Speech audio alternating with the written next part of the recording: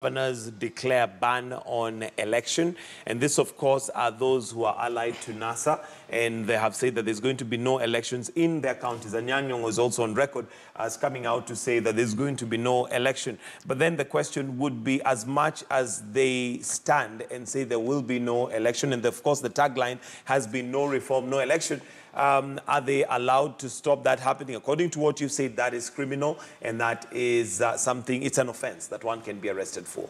Yes, certainly. So that is a political stand.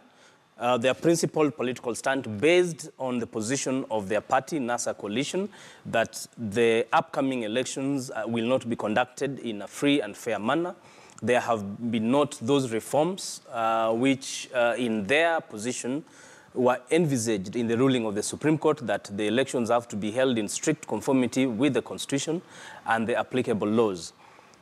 That is a political stand. But legally speaking, of course, they are in direct confrontation with the laws as they are right now, because the Elections Act provides that it is an offense for you to disrupt and obstruct a public officer in the carrying out of their duties. Of course, they are vulnerable, they are exposed, they could be arrested, they could be charged.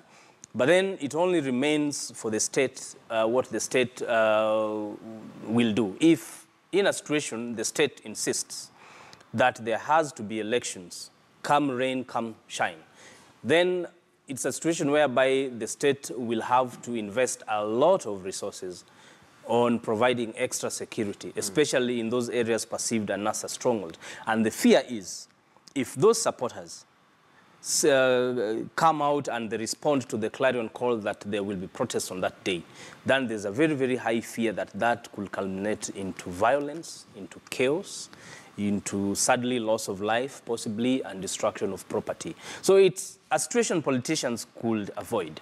All right, and well, that's a discussion that we're going to be having as we carry on. Now, let's look at the dailies and start off with the headlines in case somebody's joining